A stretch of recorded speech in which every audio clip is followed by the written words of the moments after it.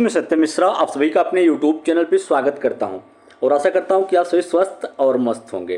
तो दोस्तों आज सीटेट 2025 हिंदी का प्रैक्टिस सेट नंबर 20 है, जो कि आपके सीटेट परीक्षा के लिए तो महत्वपूर्ण है ही। साथ में अगर हम बात करें तो आप चाहे यूपी टेट हो, यस टेट हो, बीपीएससी टीआरई की तैयारी कर रहे हो या केवीएस या DSSB, तो सबके लिए महत्वपूर्ण है। ठीक है, क्योंकि पेडालॉजी बेस हर एक परीक्षाओं में प्रश्न जो है पूछा जाता है। और इसके अलावा अगर हम बात करें तो फिर भैया आपके व्याकरण से रिलेटेड भी प्रश्न आपके परीक्षाओं में पूछे जाते हैं। तो चलिए स्टार्ट करते हैं आज की क्लास का पहला प्रश्न। तो बिल्कुल पहला प्रश्न आपके सामने स्क्रीन पे है कि बच्चों में जन्मजात भाषिक क्षमता होती है। इसका एक शिक्षा शास्त्रीय पक्ष यह है कि पर्याप्त अवसर मिलने पर बच्चा परिचित भाषा जल्दी सीखेगा, नई भाषा आसानी से सीखेगा, पढ़ना लिखना जल्दी सीखेगा, सुनना बोलना जल्दी सीखेगा। तो बच्चों में जन्मजात भाषिक क्षमता होती है। अगर हम बात करें तो प्रसिद्ध मनोवैज्ञानिक नोम चोम्स्की के अनुसार बच्चों में भाषा सीखने की क्षमता जो है वो जन्मजात होती है। बच्चों में भाषा अर्जित करने की क्षमता जो है बिल्कुल जन्मजात होती है। और उनका कहना था कि बच्चों को एक सहज भाषा अधिग्रहण डिवाइस जो है वो कहा जाता है।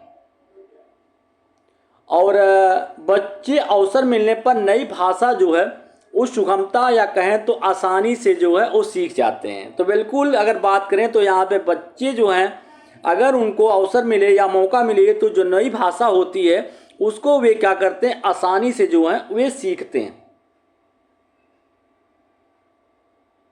बिल्कुल नोम चोम्स्की जो थे उनका मानना था कि भाषा जो होती है बच्चों में बिल्कुल बात करें तो सहज क्षमता होती है। उनका मानना था कि व्याकरण के जन्मजात ज्ञान के साथ बच्चे जन्म लेने वाले बच्चे सही भाषा अधिग्रहण के लिए आधार के रूप में जो है कार्य करते हैं। और भाषा अधिग्रहण उपकरण चोम्स्की ने प्रस्तावित किया कि मनुष्य एक भाषा अधिग्रहण उपकरण से जो है लैस होता है, जो एक बच्चे को भाषा प्राप्त करने और उत्पादन करने में मदद करता है। तो भैया इस प्रश्न का राइट जवाब क्या होगा कि बच्चों में जन्मजात भाषिक क्षमता होती है और इसका एक शिक्षा शास्त्रीय पक्ष यह होता है कि पर्याप्त अवसर मिलने पर बच्चा जो है नई भाषा को आसानी से सीख जाता है। चलेंगे भैया हम अगले प्रश्न की तरफ। और अगला प्रश्न है, यहाँ पे पूछा गया है कि निम्नलिखित में से शुद्ध वर्ड कौन सा है या शुद्ध शब्द कौन सा है। कवित्री है, कवियत्री है, कवित्री है, कवियत्री है। तो भैया यहाँ पे कवित्री लिखा गया है और कौन सा शब्द बिल्कुल शुद्ध है। तो लिखने की रीत को वर्तनी जो है कहा जाता है। और वर्तनी शब्द का अर्थ जो है उच्चारित होने वाले शब्द के लेखन में प्रयोग होने वाले लिपि चिन्हों के व्यवस्थित रूप को ही वर्तनी जो है वो कहा जाता है। तो अब यहाँ पे अगर बात करें तो इसमें कौन सा बिल्कुल सही है। यहाँ पे जो पहला है कि कवियत्री जो है यही बिल्कुल सही होगा। अब यह कवियत्री अगर कभी पूछ लेता है कि क्या है तो एक स्त्रीलिंग है। स्त्रीलिंग कवियत्री शब्द जो है एक स्त्रीलिंग है। और बिल्कुल अगर बात करें तो क्या है, किस प्रकार की संज्ञा है, तो जातिवाचक संज्ञा है, जातिवाचक संज्ञा है। और बिल्कुल इसका विलोम अगर हम बात करें तो कवियत्री का विलोम क्या हो जाएगा, कवि हो जाएगा। कवि, कवियत्री का विलोम क्या होगा, कवि जो है इसका विलोम हो जाएगा। और अगर हम इसके बहुवचन की बात करें तो कवित्रियाँ हो जाएगा, कवित्रियाँ जो है इसका बहुवचन होगा, कवित्रियाँ। चलिए भैया हम आगे चलेंगे और अगले प्रश्न को देखेंगे। यहाँ पे अगला प्रश्न है कि साधारण या सरल वाक्य जो है वो किसे कहते हैं।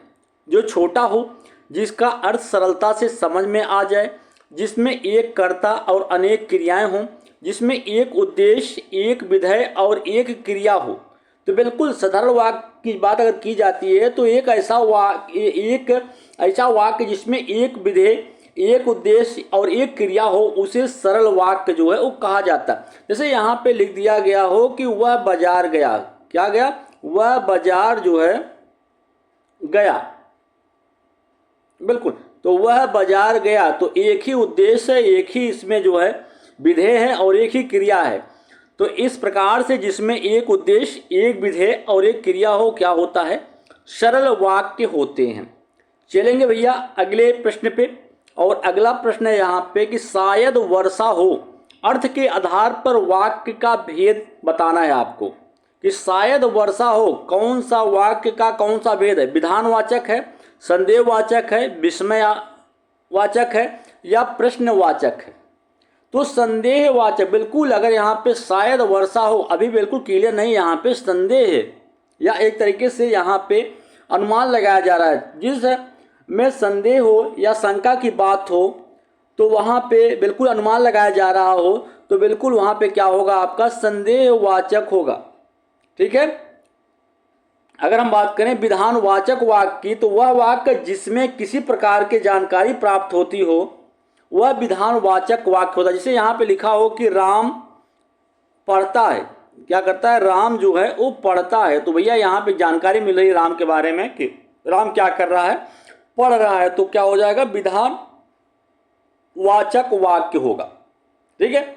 ऐसे वाक्य जिसमें आश्चर्य, शोक, घृणा, बिल्कुल यहाँ पे आदि भावों का बोध होता हो, शोक हो, घृणा हो, आश्चर्य हो, ठीक है, वहाँ पे क्या हो जाएगा, बिल्कुल विस्मय ये वाचक चिन्ह हो, बिल्कुल विस्मयवाचक वाक्य होगा। वहीं प्रश्नवाचक वाक्य की बात करें तो जिस वाक्य में प्रश्न पूछने का भाव हो वहाँ पे क्या होता है, प्रश्नवाचक वाक्य होता है। जैसे क्या तुम मेरे साथ चलना पसंद करोगे, क्या तुम मेरे साथ खेलना पसंद करोगे, तो इस प्रकार के जो वाक्य होते हैं प्रश्नवाचक वाक्य होते हैं। चलेंगे भैया अगले प्रश्न पे। अगला प्रश्न यहाँ पे दिया गया है कि साधारण वाक्य को मिश्रित वाक्य में बदलना।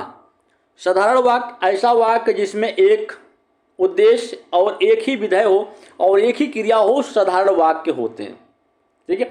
वह अगर हम बात करें कि ऐसा वाक्य जिसमें एक ही क्रिया एवं एक ही कर्ता हो, वो क्या होता है, आपका साधारण वाक्य होता है। जैसे सूरज के निकलते ही फूल जो हैं खिल उठे, अंकिता की कलम जो है छूट कर गिर गई, तो ऐसे वाक्य जो होते हैं आपके साधारण वाक्य होते हैं। वहीं अगर मिश्रित वाक्य की बात करें तो ऐसा वाक्य जिसमें सरल वाक्य के साथ साथ कोई दूसरा उपवाक्य भी हो तो उसे हम क्या कहते हैं, मिश्र वाक्य कहते हैं। अब भैया मिश्र वाक्य अगर पहचानना है तो कैसे पहचानेंगे, अगर वहाँ पे बीच में कहीं पे की है, जो है, क्योंकि है, जितना है, उतना है, ऐसा शब्द लिखा हो, जितना, उतना, जैसा, तैसा, जैसा, वैसा, जब, तब, जहाँ, वहाँ, जिधर, उधर, अगर यादि शब्द लिखे हों तो क्या हो जाएगा, वो आपका मिश्रित वाक्य होगा।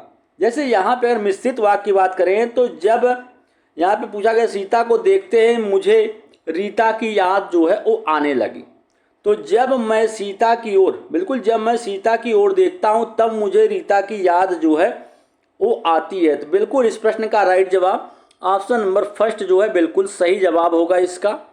चलेंगे भैया आगे और अगले प्रश्न की तरफ। अगला प्रश्न है कि हिंदी में प्रयुक्त होने वाले संस्कृत के मूल शब्दों को क्या कहा जाता है, तत्सम, तद्भव, देशज या इनमें से कोई नहीं। तो ऐसे शब्द जिन्हें बिना किसी परिवर्तन के संस्कृत से हिंदी में शामिल किया गया है, संस्कृत के मूल शब्दों को क्या कहते हैं, तत्सम शब्द जो है वो कहा जाता है। बिल्कुल राइट जवाब क्या है, ऑप्शन नंबर फर्स्ट जो है बिल्कुल सही है।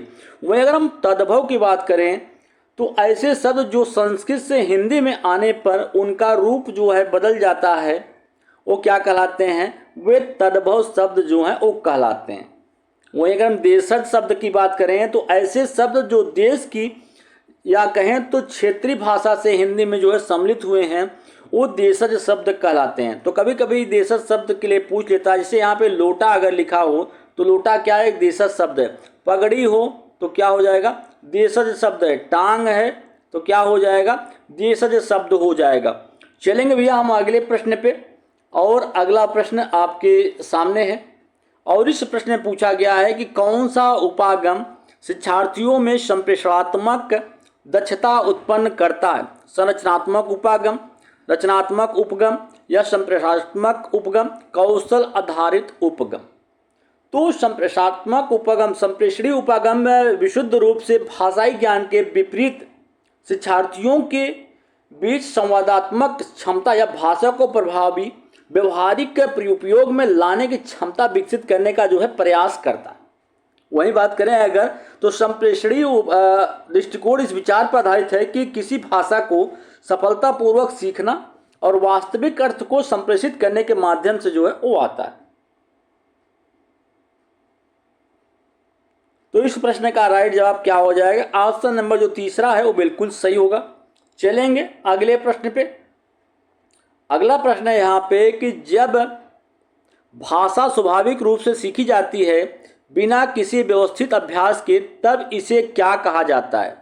विद्वता कहते हैं, अर्जन कहते हैं, स्वीकृति कहते हैं या अधिगम कहते हैं? तो बिल्कुल भैया, भाषा एक तरीके का क्या होता है, प्रतीकात्मक या नियम शासित प्रणाली है जिन लोगों का एक समूह अपने विचारों और भावनाओं को व्यक्त करने के लिए साझा करता है। एक बच्चे में भाषा का विकास भाषा अधिग्रहण और भाषा सीखने के माध्यम से जो है वो होता है। भाषा अर्जन, बिल्कुल भाषा स्वाभाविक रूप से सीखी जाती है बिना किसी व्यवस्थित अभ्यास की बात की जाए तो क्या होता है? अर्जन होता है। यह मानव मस्तिष्क की जन्मजात क्षमता के कारण मूल या दूसरी भाषा सीखने की अवचेतन प्रक्रिया को क्या करता है? दर्शाता है। तो यह एक प्राकृतिक प्रक्रिया होती है जिसके तहत बच्चे जो हैं प्राकृतिक या कहें अनौपचारिक सेटिंग्स में जो कुछ भी सुनते हैं उन्हें देखते हैं और दोहरा कर अनजाने में ही भाषा को जो है वो सीख लेते हैं।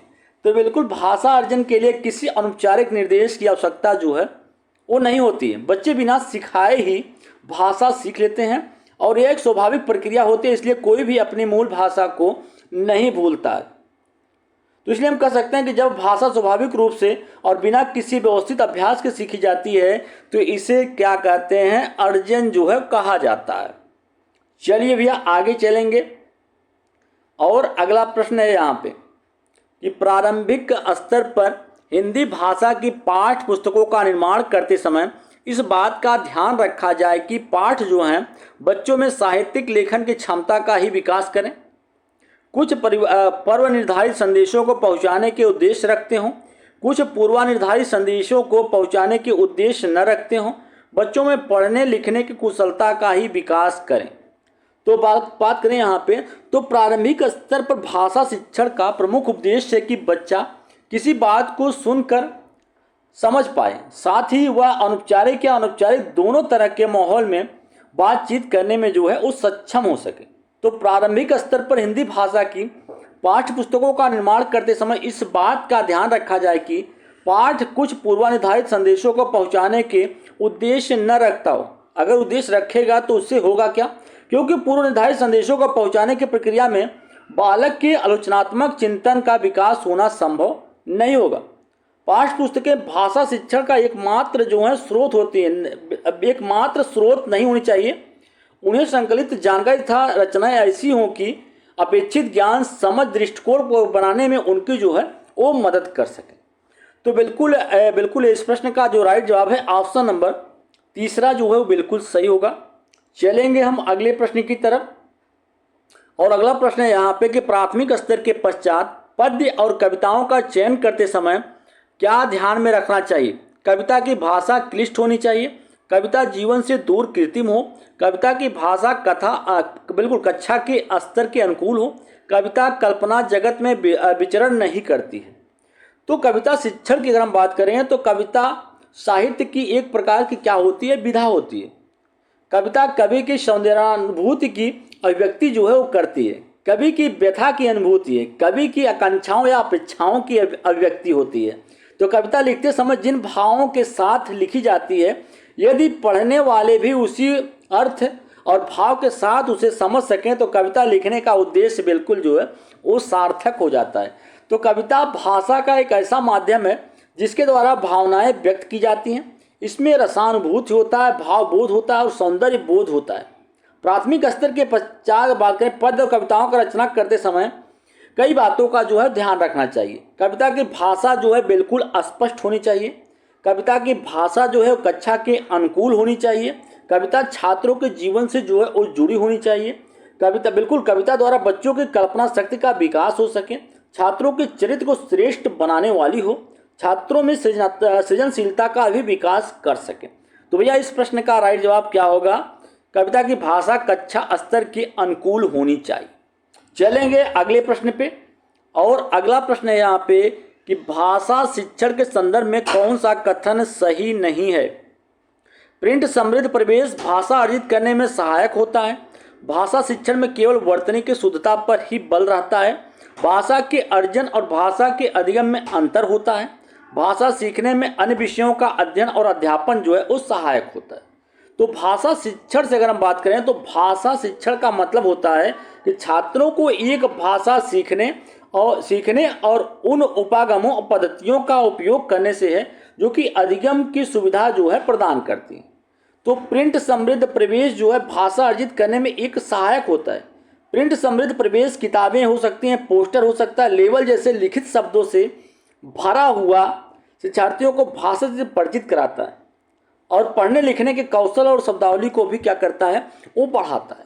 तो भाषा के अर्जन और भाषा के अधिगम में जो है वो अंतर होता है। अर्जन एक प्राकृतिक और अवचेतन प्रक्रिया होती है। जैसे बच्चे अपनी मातृभाषा सीखते हैं तो क्या होता है, अर्जन होता है। वहीं अधिगम की बात करें तो अधिगम औपचारिक होती है और भाषा नियमों के अध्ययन को क्या करती है, दर्शाती है। तो अब बिल्कुल भाषा सीखने में अन्य विषयों का अध्ययन और अध्यापन जो है बिल्कुल सहायक होता है। भाषा सभी विषयों का अभिन्न अंग जो है मानी जाती है और विभिन्न विषयों को पढ़ाने से छात्रों को शब्दावली और भाषाई संरचनाओं का भी जो है पता चलता है, जिससे उनकी भाषा दक्षता जो है वो बढ़ती है। तो भैया इस प्रश्न का जो राइट जवाब है वो ऑप्शन नंबर 30 दूसरा है कि भाषा शिक्षण में केवल वर्तनी की शुद्धता पर ही जो है ध्यान देना, ये गलत है। चलिए आगे चलेंगे और अगले प्रश्न को यहाँ पे देखेंगे। अगला प्रश्न है यहाँ पे कि निम्नलिखित में से कौन सा दंत्य नहीं है। द है, त है, ध है और ट है। सबसे पहले आपको पता होना चाहिए कि दंत वर्ण होता क्या है। तो जिन वर्णों के उच्चारण में जिह्वा का अग्रभाग जो है दंत से स्पर्श हो उन्हें दंत वर्ण जो है कहा जाता है। जैसे आपका यहाँ पे अगर त लिखा हो, थ हो, द हो, ध और न, इन सभी वर्णों का उच्चारण करते समय जो जीवा का अग्रभाग होता है वो आपके दांत से जो है वो स्पर्श होता है। तो ये सभी दंत वर्ण जो है होते हैं। तो भैया त हो गया, ध हो गया और द हो गया। तो ट जो है वो क्या है, एक दंत वर्ण जो है वो नहीं है। त क्या है, ये एक प्रकार का मूर्धन्य वर्ण होता है। जिन वर्णों के उच्चारण में मूर्धा से होता है उन्हें मूर्धन्य वर्ण कहते हैं। जैसे ट हुआ, ठ हुआ, ड हुआ, ढ हुआ और अड़ हुआ, ये सभी क्या होते हैं, मूर्धन्य वर्ण होते हैं। चलेंगे अगले प्रश्न पे। अगला प्रश्न है यहाँ पे कि पहली कक्षा में डैश भी लिखने के अंतर्गत जो है वो आता है। वाक्य लिखना, शब्द लिखना, अक्षर बनाना या चित्र बनाना। तो बिल्कुल भैया यहाँ पे अगर बात करें तो लिखना सीखने से पूर्व बालकों को चित्रकला जो है सिखाया जाना चाहिए, क्योंकि अक्षर भी जो हैं वो क्या होते हैं, चित्र ही होते हैं। तो महात्मा गांधी ने बिल्कुल इस बात का समर्थन किया था कि अक्षर भी क्या होते हैं, एक तरीके से चित्र होते हैं। पहली कक्षा में चित्र बनाना भी जो है वो लिखना के अंतर्गत आता है, क्योंकि वर्णमाला सीखने के लिए चित्रों का प्रयोग किया जाता है। चित्र देखकर उसे बनाकर अक्षर ज्ञान जो है वो प्राप्त करते हैं। तो भैया इस प्रश्न का राइट जवाब ऑप्शन नंबर जो 4 है वो बिल्कुल सही है। चलेंगे अगले प्रश्न पे कि प्राथमिक स्तर पर पढ़ना सीखने में सबसे कम महत्वपूर्ण क्या है। अनुमान लगाना, संदर्भानुसार अर्थ करना, अक्षरों की पहचान करना या पढ़ने का उद्देश्य होना। तो पठन प्रक्रिया में भावार्थ को समझते हुए पढ़ना जो है वो शामिल होता है। इसमें नेत्र और मस्तिष्क दोनों जो है बिल्कुल सक्रिय होते हैं तथा यह स्वाध्याय के लिए रुचि जागृत करने में जो है वो सहायक होता है। पढ़ते समय हम शब्दों का अनुमान लगाते हुए जो है पढ़ते हैं। एक कोलर्स के द्वारा जो है कहा गया था अनुमान लगाते हुए पढ़ना। ये किस वैज्ञानिक के द्वारा कहा गया था, कोलर्स जो वैज्ञानिक थे भैया इनके द्वारा जो है कहा गया था कि जो है हम शब्दों को, हम पढ़ते समय शब्दों का अनुमान लगाते हुए चलते हैं। पठन का मुख्य उद्देश्य किसी अवतरण के विचार को आत्मसात करना और यह महत्वपूर्ण विचारों पर ध्यान केंद्रित करने का एक तरीका होता है। ऐसे कई प्रयोग के आधार पर कई भाषा वैज्ञानिकों का विचार है कि अक्षर पहचान और पढ़ने में जमीन आसमान का अंतर होता है। पढ़ने का मतलब अक्षरों से जुड़ी ध्वनियाँ पैदा करना न होकर लिखी हुई चीज का अर्थ निकालना होता है। पढ़ने को हम जब व्यापक अर्थ में लेते हैं तो स्पष्ट है कि विद्यार्थी जो उच्चारण शायद कर भी लेते हैं सही अर्थ में पढ़ नहीं पाते। जैसे बिल्कुल इस प्रश्न का राइट जब भैया अक्षरों की पहचान करना। चलिए अगले प्रश्न पे चलेंगे और अगला प्रश्न यहाँ पे है, बिल्कुल अगला प्रश्न, उच्च प्राथमिक स्तर पर हिंदी भाषा सीखने में सबसे कम सहायक क्या है। पाठ्य पुस्तकों का प्रयोग करना, संचार माध्यमों का प्रयोग करना, अन्य विषयों की कक्षाओं में भाषा स्तर पर ध्यान देना, समृद्ध भाषा प्रवेश की उपलब्धता। तो उच्च प्राथमिक स्तर पर भाषा शिक्षण का महत्वपूर्ण उद्देश्य है कि बच्चों को हिंदी भाषा के विविध स्वरूपों की जानकारी जो है देना। हिंदी भाषा शिक्षण का उद्देश्य होता है कि विविध साहित्यिक विधाओं से बच्चों को परिचित करा के उन्हें अपने अनुभवों के आधार पर विभिन्न संदर्भों में भाषा प्रयोग में बिल्कुल जो है उनको सफल बनाना होता है। उच्च प्राथमिक स्तर पर हिंदी भाषा सीखने में संचार माध्यमों और समृद्ध भाषी प्रवेश की उपलब्धता जो है बहुत सहायक होती है। वही बात करें अगर हम, तो समृद्ध भाषा प्रवेश की उपलब्धता हिंदी भाषा सीखने में सहायक होती है। अन्य विषयों की कक्षाओं में भाषा पर ध्यान देने से भाषा का ज्ञान जो है वो बढ़ता है।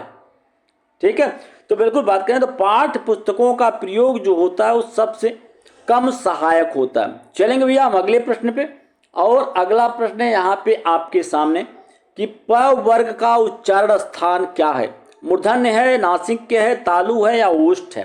तो बिल्कुल भैया जिन वर्णों का उच्चारण जो है ओष्ठ होता है उन्हें ओष्ठ वर्ण कहते हैं। जैसे आपका उ हो गया, इसके अलावा प हुआ, फ हुआ, ब हुआ, भ हुआ, म हुआ, सभी क्या होते हैं? आपके ओष्ठ वर्ण होते हैं। तो भैया बिल्कुल इस प्रश्न का राइट जवाब ऑप्शन नंबर जो चौथा है बिल्कुल सही है।